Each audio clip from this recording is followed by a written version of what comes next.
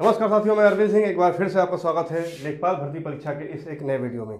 साथियों, आज का मेरा वीडियो जो है वो ग्रामीण विकास के अंतर्गत मिट्टी का जो चैप्टर है उससे संबंधित ये वीडियो है और इस एक वीडियो में मिट्टी चैप्टर आपका कंप्लीट हो जाएगा।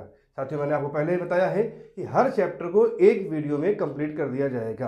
तो ग्रामीण विकास का ये 5वां सेक्शन है। अगर इसके पहले आपने देखा हो, पशुपालन के बारे में मैंने आपको बता दिया जो है, कृषि के बारे में मैंने आपको बता दिया है, भूमि की पैमाइश के बारे में बता दिया आपको मैंने। जो भी इसके टॉपिक हैं, धीरे धीरे हर टॉपिक पे चर्चा हो रही है और हर टॉपिक के बारे में मैं वीडियो बना रहा हूं और अपने एक वीडियो में उस टॉपिक को ख़त्म कर रहा हूं। साथियों, स्पेशली फोकस ग्रामीण विकास पे रहेगा। उसके बाद हिंदी का भी वीडियो, अभी हिंदी के 2 ही वीडियो पड़े हैं। आपने देखा होगा समास को मैंने 2 भाग में डाला है, समास की वीडियो है और उसके बाद जो है तद्भव तत्सम का है। वर्तनी का वीडियो मेरा आपको कल या परसों में वर्तनी का वीडियो आ जाएगा। उसके बाद विलोम और पर्यायवाची, फिर मुहावरे और कहावतें। जब एग्जाम आप करीब पहुंचेंगे तो उस वक्त हम आपको संधि का जो है चैप्टर पढ़ाएंगे, क्योंकि संधि जो है पढ़ाने का मतलब है उसको मैथमेटिकल तरीके से पढ़ाया जाएगा ताकि आपको संधि एकदम रट जाए और जो एग्जाम में आपको पूछा जाए आप वहाँ से उस प्रश्न को हल कर सकें। तो साथियों, आज हम चर्चा करते हैं ग्रामीण विकास के अंतर्गत ही मिट्टी के चैप्टर पे। साथियों, हमने आपको पहले ही बताया है हर चैप्टर की एक अवधारणा होती है, मतलब उसका कॉन्सेप्ट होता है। कॉन्सेप्ट को आपको जरूर समझना होगा। आप बाकायदे, मैंने आपको बताया, हो सकता हो बहुत से साथियों ने, बहुत से विद्यार्थियों ने नोट्स बना लिए हों।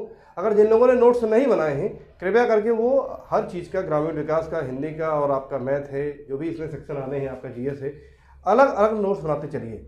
जब तक आप व्यवस्थित तैयारी नहीं करेंगे, पूरे मन से तैयारी नहीं करेंगे, इस परीक्षा को क्वालिफाई नहीं कर पाएंगे।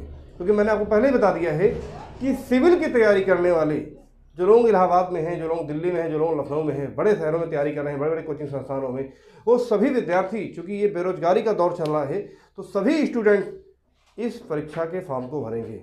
परीक्षा संभवतः ये जो है मई के आसपास, मई और जून में, क्योंकि अगर आपको मालूम हो इस वक्त यूपी में विधानसभा चुनाव चल रहे हैं, तो चुनाव की वजह से लास्ट मार्च या 20 से 25 मार्च तक सरकार के पूरी गठन की प्रक्रिया होगी, आचार संहिता हटेगी।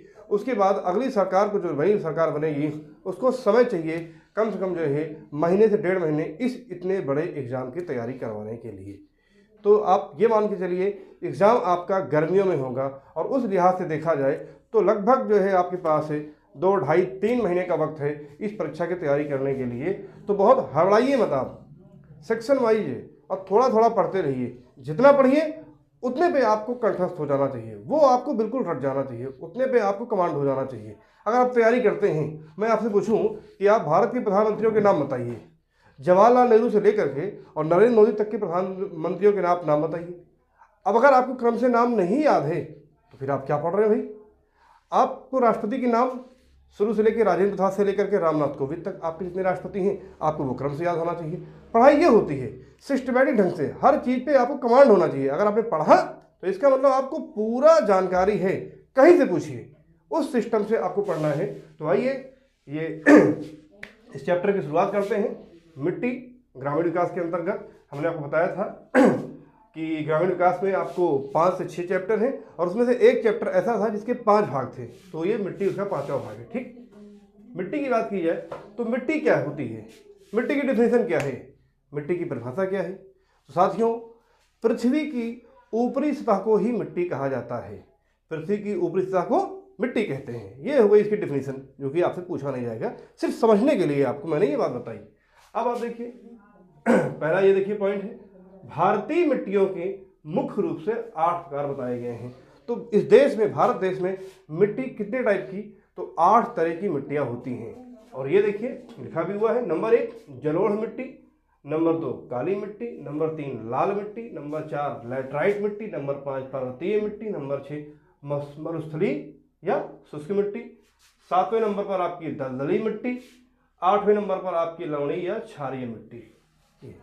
ठीक, तो ये मिट्टी के 8 प्रकार हैं। अब ये मिट्टियाँ भारत के किन किन क्षेत्रों में पाई जाती हैं और इन मिट्टियों में किस मिट्टी की अपनी एक स्पेशल कैटेगरी है, उसकी क्या खूबी है, कहाँ से प्रश्न पूछा जाता है, इन मिट्टियों में कौन कौन सी फसल होती है, इन सब चीज़ों की चर्चा हम आपको आगे करेंगे। ठीक, आगे देखिए, सबसे पहले अब जलोढ़ मिट्टी है तो हम इसी की चर्चा करेंगे।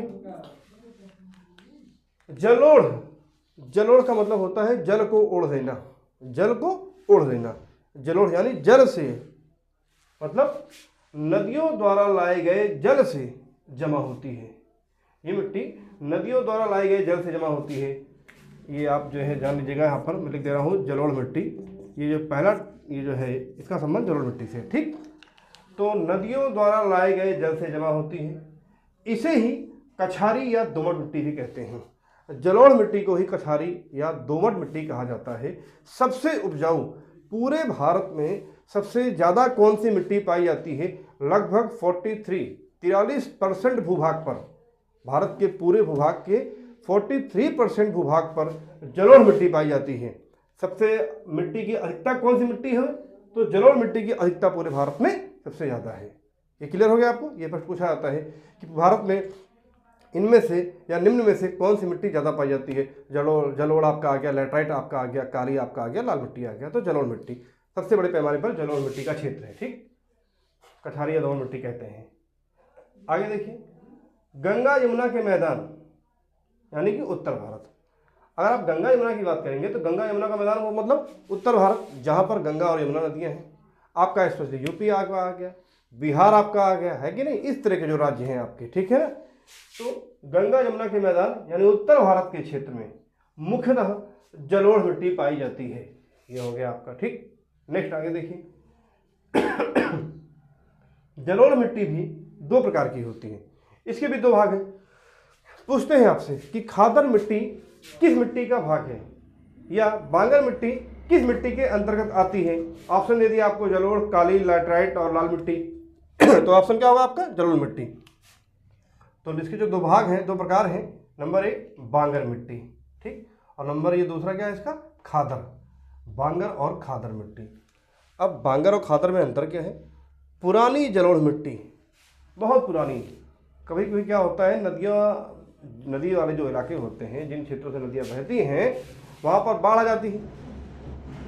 सैकड़ों किलोमीटर तक नदी का पानी फैल जाता है, और फिर जब बाढ़ का जब असर कम होता है, नदियों को पानी जब उतरता है, तो जो इलाका जहाँ से पानी उतर के आया है, जो इलाका बचा रहता है, जो इलाका सूख जाता है, वही आपका कह लीजिए जलोढ़ मिट्टी है। जल से लाई गई मिट्टी, उसे ही बोलते हैं जलोढ़ मिट्टी। तो बहुत लंबे 10-20 सालों से अगर कोई मिट्टी जमा है तो वो हो गई आपकी पुरानी जलोढ़ मिट्टी, जिसे कि बांगर कहते हैं। और खादर का मतलब नई जलोढ़ मिट्टी।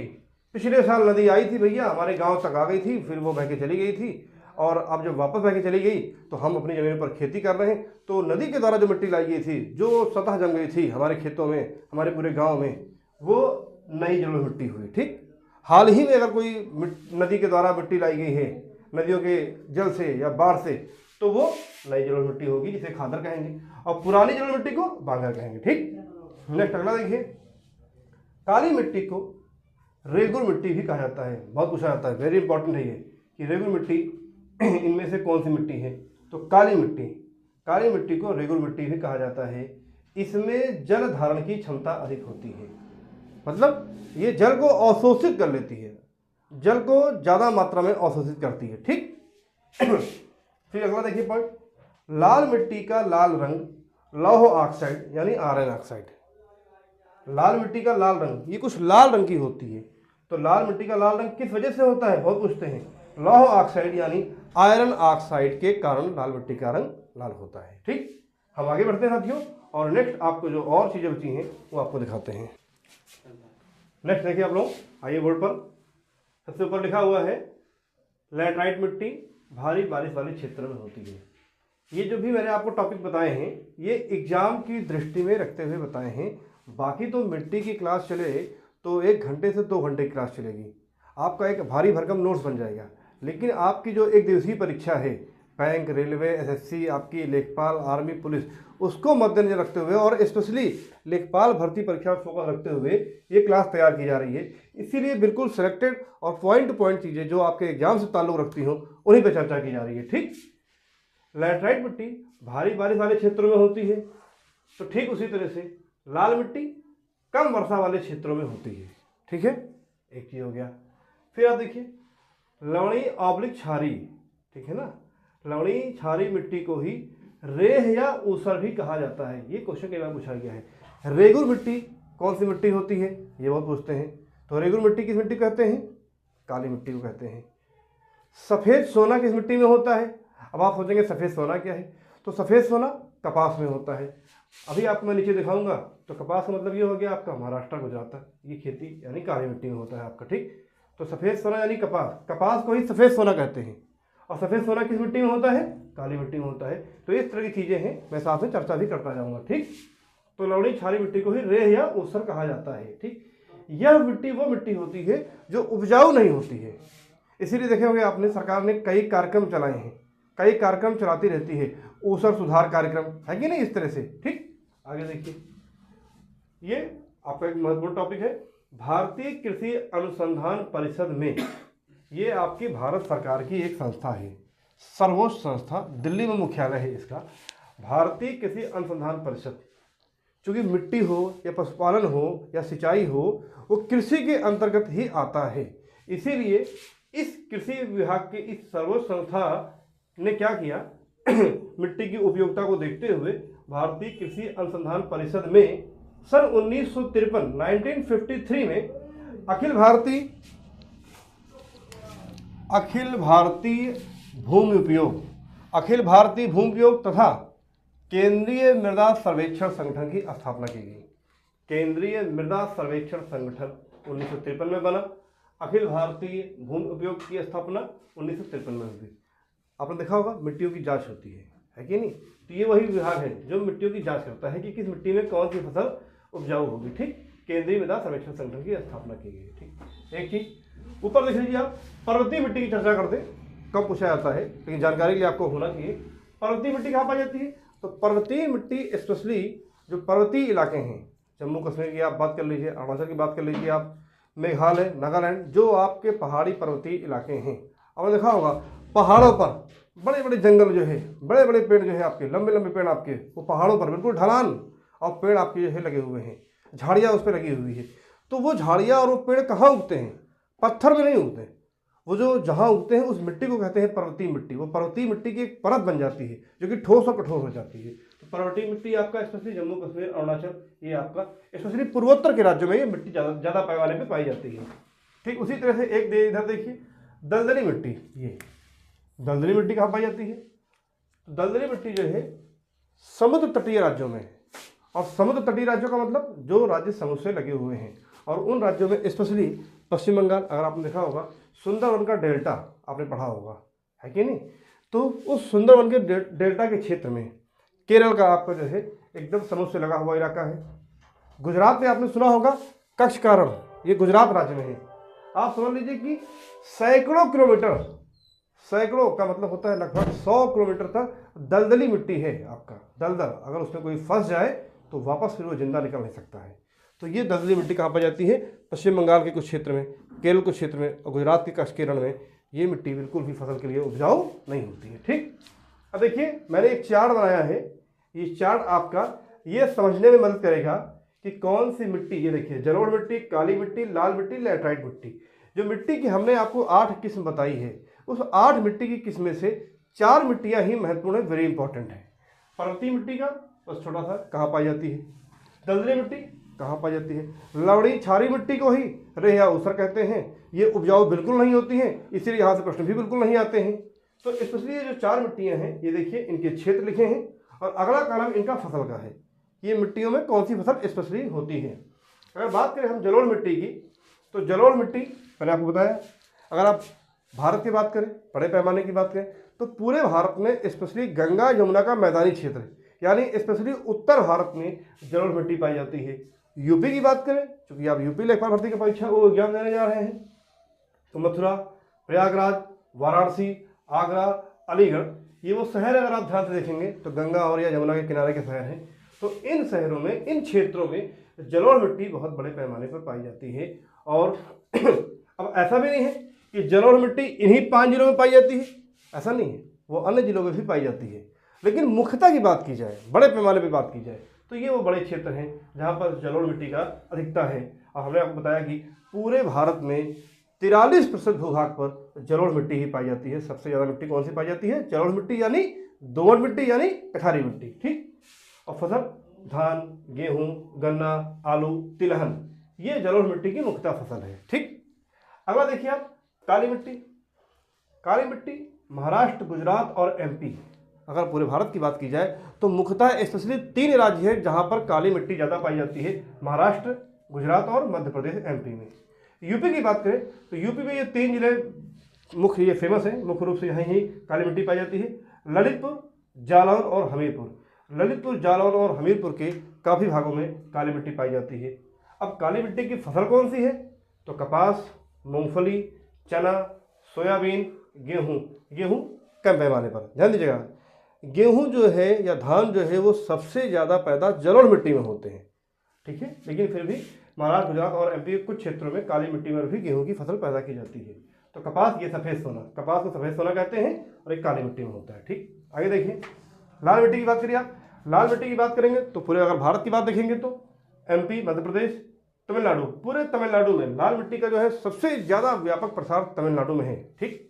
तो एमपी यानी मध्य प्रदेश, तमिलनाडु, कर्नाटक, छत्तीसगढ़, उड़ीसा और यूपी का बुंदेलखंड क्षेत्र है, ठीक। ये अब यूपी के बुंदेलखंड क्षेत्र की बात की जाए तो जिला कौन सा है यूपी की बात की जाए तो झांसी, मिर्जापुर, सोनभद्र और चंदौली। ये वो क्षेत्र हैं जहां पर लाल मिट्टी पाई जाती है। और लाल मिट्टी में कौन सी स्पेशली फसल पैदा होती है?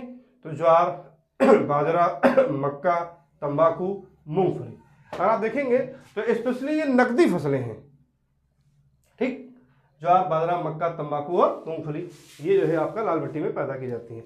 लाल मिट्टी, काली मिट्टी में मूंगफली स्पेशली काली मिट्टी में होता है, लेकिन लाल मिट्टी में भी ये फसल बोई जाती है, ठीक। आगे देखिए, अंतिम और महत्वपूर्ण है आपका लैटराइट मिट्टी।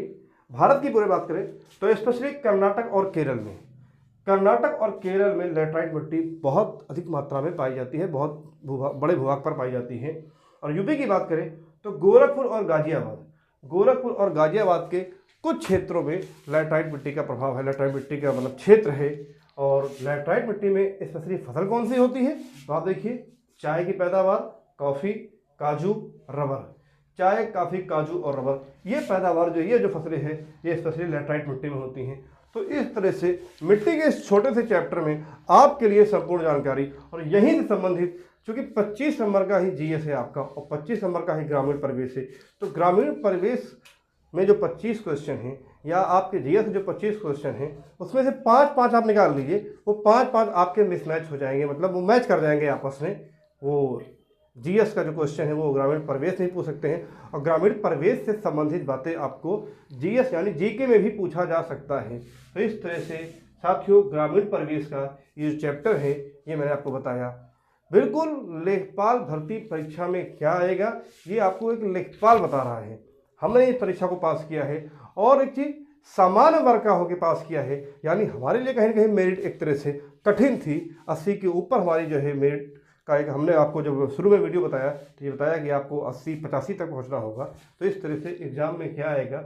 और चूँकि नौकरी में आने के पहले 7 साल जो है मैंने जो है टीचिंग की कोचिंग लाइन में पढ़ाया है, तो वो अनुभव है, इसीलिए बिल्कुल ही शुरुआत से लेकर अंत तक कहीं भटकना नहीं, किताबों का चक्कर तो बिल्कुल नहीं लगाना है आपको। आप सीधे वीडियो देखिए और मैंने कहा आपसे आराम से आप पढ़ाई करते चलिए।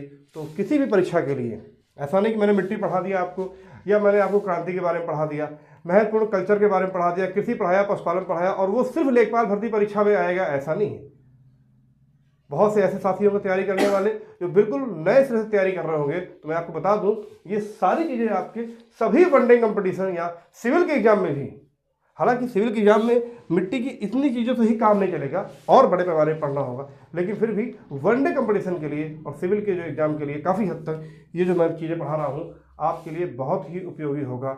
एग्जाम को ध्यान में रखते हुए आप एसएससी का पेपर दो, रेलवे, आर्मी, पुलिस भर्ती, कोई भी पेपर आप दो, आप विभिन्न राज्यों की परीक्षाएं देते हो, तो वहाँ पर आपको बहुत ही इम्पॉर्टेंट चीज़ें हैं। आप पढ़ते रहिए, अपनी तैयारी करते रहिए। और आज के समय में आप देख रहे हैं सरकारें जो हैं कहीं ना कहीं विद्यार्थियों के बारे में कम सोच रही हैं।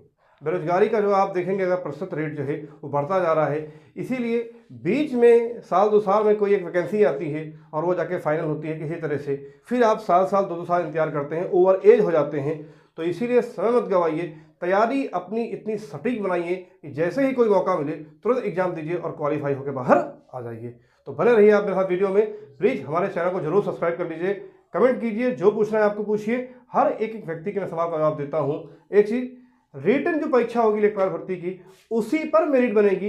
पेट परीक्षा के प्राप्तांक से कोई मतलब आपका नहीं है। एग्जाम गर्मियों के आसपास होगा, मौका आपके पास 2 से 3 महीने का है। तो बने रहिए मेरे साथ। धन्यवाद साथियों, आज के लिए इतना ही।